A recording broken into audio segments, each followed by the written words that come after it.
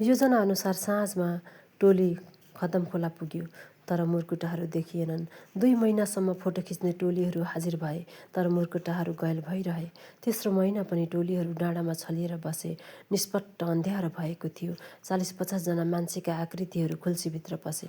मैले त तिनीहरूको टाउको पनि देखेँ आज। गङ्गाले मनभित्र शङ्का गर्दै आफू निश्चित हुन कुरा कोट्याई। तेरा फुटेका आँखा, मुर्कुटाहरूको पनि टाउको हुन्छ र?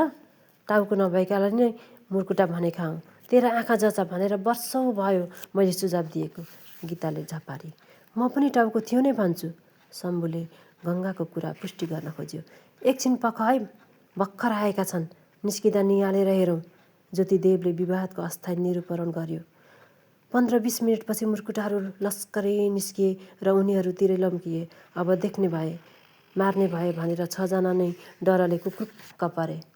तिनीहरूको छेउैबाट मुर्कुटाहरू गए। उनीहरूले नयाँ कुरा देखे।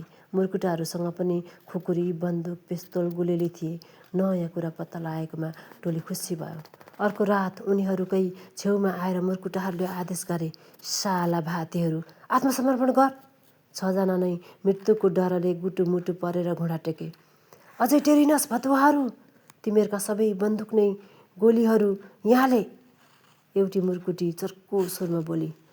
मर्नु निश्चित ठाने र 6 जनाले नै, किनकि उनीहरूसँग कुनै बन्दुक र गोली थिएन। हामीसँग एउटै पनि बन्दुक र गोली छैन।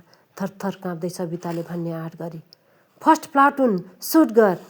उही महिलाले आदेश छाटी। भुटुटुटुटु गोली चल्यो। 6 जनाले नै गोली लागेर घाइतेहरूले चिच्याएको आर्तनाद र मुर्कुटाहरूले विजयको खुसी मनाएको सुने। मुर्कुटाहरू त्यहाँबाट अघि बढेर बिलाए।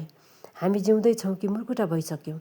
दुविधा हुँदै गङ्गाले सविता र गीतालाई चिमोटी। साँच्चै हामी जिउँदै छौँ त? धन्न हामीलाई गोली लागेनछ। गीताले खुसी व्यक्त गरी। हामीलाई गोली नलाग्नु र जिउँदै हुनु, तर घाइतेहरूको चिच्याएको आवाजहरू आउनु नयाँ चमत्कार पो भयो। शम्भु छक्क पर्यो। यो रहस्यले टोलीको मथिङ्गल घुमाइदियो। फनफनी धेरै छलफल र तर्क गरे, तर निष्कर्ष निस्किएन।